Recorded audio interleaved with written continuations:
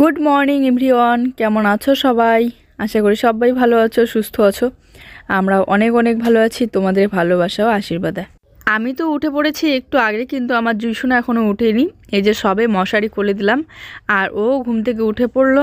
তো এখন মোজাটা পরিয়ে দিলাম ওকে, তারপরে এই যে সোয়েটারটা পরিয়ে দিচ্ছি, কারণ বাইরে সকালবেলাও হালকা হালকা রোদ উঠলো, হালকা হালকা কিন্তু ঠান্ডা লেগেই থাকে। আর ওর যেহেতু খুব তাড়াতাড়ি সর্দি কাশি লেগেই থাকে, তো এই জন্য ওকে সকাল সকাল একটু যতক্ষণ ভালোভাবে রোদটা না ওঠে ততক্ষণ সোয়েটার মোজা এগুলো পরিয়ে রাখি। তো এই তো ওকে কোলে নিয়ে একটু আদর করে দিচ্ছিলাম আর ওর সাথে একটু কথা বলছিলাম। আগের থেকে অনেকটা সুস্থ হয়ে গিয়েছে, এখন কাশিটাও অনেকটা কমে গিয়েছে।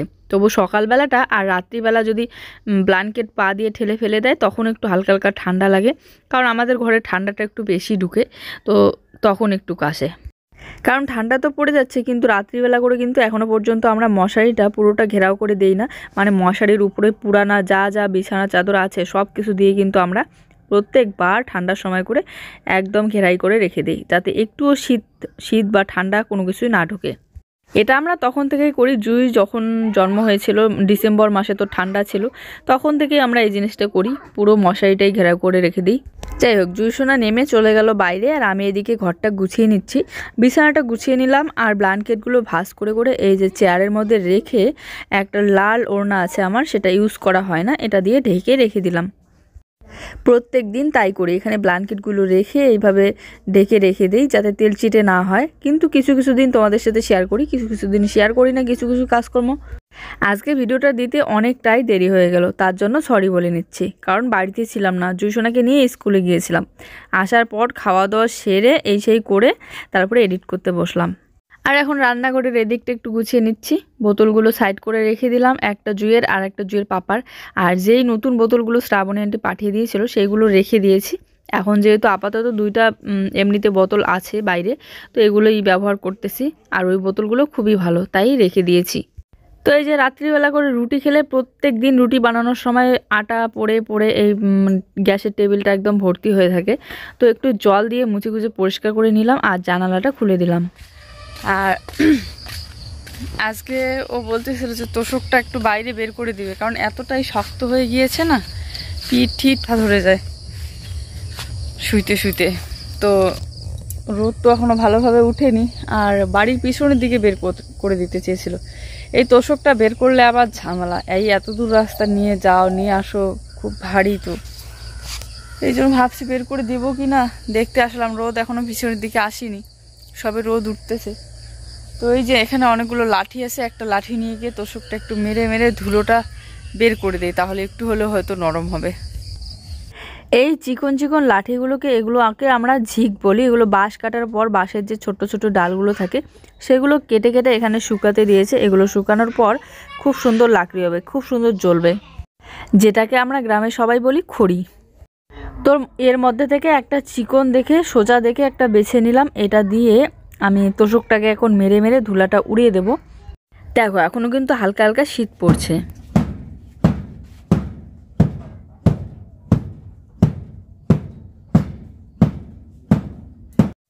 ফুল শক্তি দিয়ে 2 হাত দিয়ে লেগে পড়েছি আজকে তোষকের ধুলা বের করতে।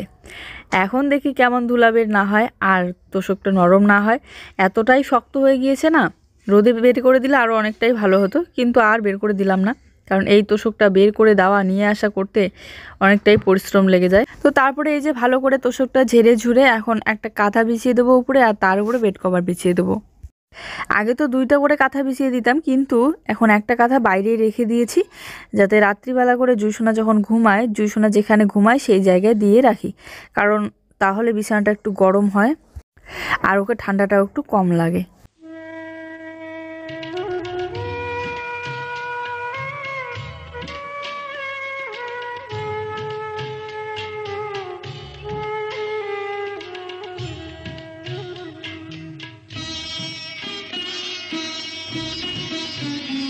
তো সকালবেলাকার সমস্ত কাজকর্ম সেরে ভাবলাম যে একটু চা বানিয়ে নিই। রাত্রিবেলাকার 2-3টে রুটি আছে, তো এখন দেখি চা পাতা নিই। তো ওকে বললাম দোকান থেকে চা পাতা নিয়ে আসতে, তো এই যে গেল চা পাতা। গ্যাস লাইট নিয়েছে হাতে, গ্যাস লাইট নিয়ে চলে এসেছে। জুসোনার আছে স্কুল, পরীক্ষা তো চলে এসেছে, কিন্তু ওর কাশি আছে। স্কুলে পাকার মধ্যে হাঁটাচলা করে এই যে ঠান্ডা লেগে যায়। ওই জন্য কী যে করি বুঝতেই পারছি না, স্কুলে দিয়ে পাঠাবো কি বাড়িতেই রাখবো। এদিকে পরীক্ষাও চলে এসেছে, এখন পরীক্ষার আগে গিয়ে স্কুলে ওগুলোই করায় যেগুলো পরীক্ষায় দিবে। প্রতিবার পরীক্ষার সময় ওর এরকম হয়, কাশি সর্দি জ্বর। এখন বেশি আর একটা চা খাওয়া হয় না, তো এর জন্য চা পাতাটাও সবসময় নিয়ে আসা থাকে না। তো এই যে আজকে চা খেতে ইচ্ছে করলো বলে ও চা পাতা নিয়ে এসেছে, আর তার সাথে নিয়ে এসেছে পাউডার দুধের প্যাকেট। তো একটু গরম জল করে আমি গুলিয়ে নিচ্ছি দুধটা। এই পাউডার দুধের প্যাকেট দেখলে কিন্তু ছোটোবেলাকার কথা মনে পড়ে যায়, তাই না? এই ছোটোবেলায় হচ্ছে এই পাউডার দুধের প্যাকেট দেখলেই হাতে একটু নিয়ে চেটে চেটে খাওয়া আমার বেশ ভালো লাগতো আর কি। আর এখন জুসোনাও সেটা করে, এই পাউডার দুধের প্যাকেট দেখলেই ও হাতে আগে নেবে।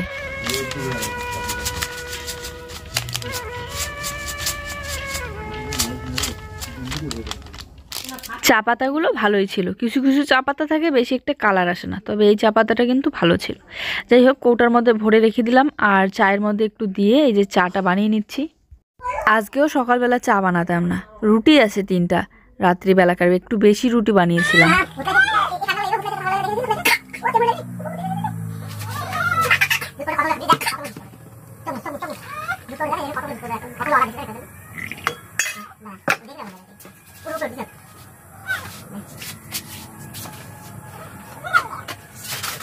এই 3টা রুটি আমরা দুজনে মিলে খাবো, মানে জুইয়ের পাপা আর আমি। আর জুইয়ের জন্য আমি খিচুড়ি বানিয়ে জুইকে খাওয়াবো। তো আমার জন্য গ্লাসে আর ওর জন্য কাপের মধ্যে চা নিয়ে নিলাম, আর তার সাথে এই রুটি 3টা নিয়ে নিলাম। আর অনেক দিন থেকে জুইয়ের জন্য ঘি নিয়ে আসা হয় না, তো আজকেও একটা ঘিয়ের কৌটা নিয়ে এসেছে। জানি না ঘিটা কীরকম, ভালো না খারাপ, তবে দিয়ে দিলাম। তবে কতগুলো ঘি আছে বেশি পরিমাণে স্বাদ থাকে, আর কতগুলো ঘি স্বাদটা একটু কম থাকে।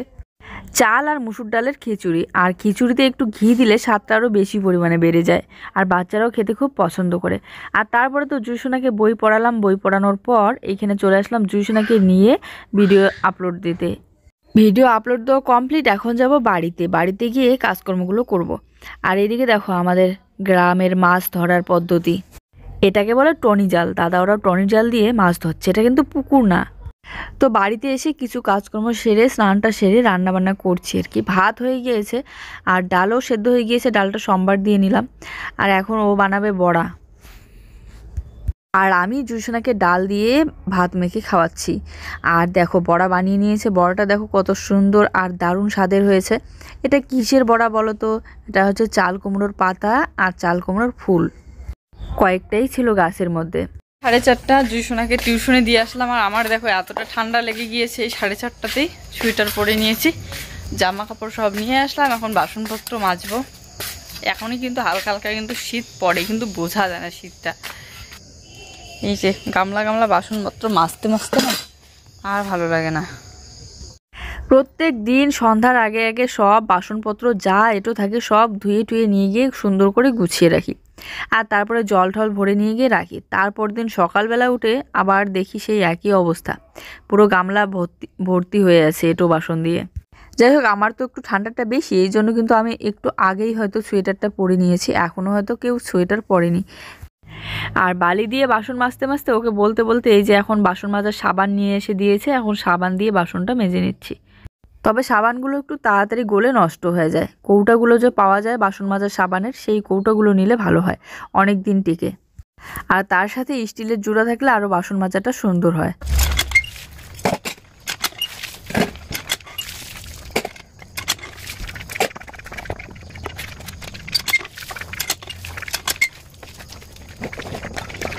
আসো জুই দিদির সাথে খেলো। মেকআপ করে দিব। গুলু এদিকে আসো, আসো তো কোলে নেই, আসো তো, দাও তো এটা আমাকে দাও তো, দাও।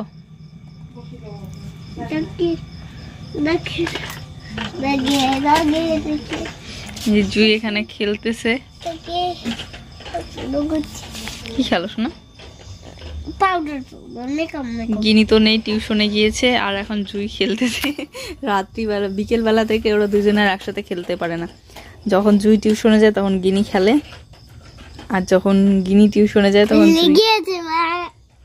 আর সকালবেলা থেকে সারা দুপুরটা একসাথে খেলে দুজনে। সন্ধ্যাবেলাটা একা একা বসেছিলাম, ভাবছি একটু হাঁটাচলা করে আসি। তো এদিকে এসে জেঠিমাদের বাড়িতে বসে আছি, গুলু খেলছে জুইয়ের সাথে। তো জুইসোনাকে একটু বেরু করিয়ে নিয়ে আসলাম বাড়িতে, আর ও বাজার থেকে চলে এসেছে, নিয়ে এসেছে চপ। এখন আমরা টিভি দেখতে দেখতে এই সন্ধ্যাবেলাটা চপ খাবো তিনজনে মিলে বসে বসে। এখন আমরা এই যে খাবো চপ, ও নিয়ে এসেছে চপ বাজার থেকে। কি গরম লাগতেছে? ঠিক আছে, খুলো। কোন সময় যে ঠান্ডা লাগে। গুড ইভিনিং বন্ধুরা, সন্ধ্যাবেলার নাস্তা তো করে নিয়ে নিলাম চপ। আর এখন হচ্ছে আমি রাতের জন্য রান্না বান্না করব। প্রত্যেকদিন ওর রাতে হচ্ছে রুটি খেতে ভালোবাসে, তো এই জন্য রুটি বানাবো। ও বললো রুটি খাবে। ও মা, ব্যথা করছে। তো রুটি বানিয়ে নেব। তার আগে হচ্ছে আমি বেগুন, আলু, শুটকি মাছ দিয়ে একসাথে বানাবো ঘন্ট। আর দিনের ভাত আছে একটুখানি, ডাল আছে, অল্প কয়েকটা রুটি বানাবো ওর জন্য আর জুয়ের জন্য। আর আমি ভাত খাবো, ভাত আছে দুপুরবেলাকার, ডাল আছে একটু, ডাল দিয়ে ঘন্ট দিয়ে ভাত। চলো বানিয়ে নিচ্ছি। কাটাকুটি হয়ে গিয়েছে। এই যে কাটা হয়ে গিয়েছে শুটকি মাছ, পেঁয়াজ, রসুন। শুনতে পেলে আরেকজন আমাকে জিজ্ঞাসা করতেছে কয়টা শুকটা। মানে ওরও হচ্ছে শুটকি মাছ এত প্রিয়।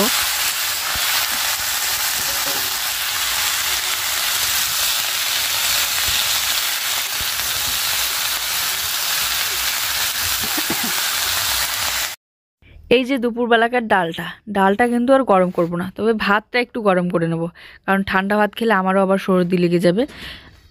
আর সবজিটা তো রান্না হয়ে গিয়েছে, এখন রুটি বানানোর জন্য আটাটা একটু টেকে নিচ্ছি। যে পরিমাণে আটার মধ্যে ভুসি থাকে, এগুলো রেশনের আটা তো।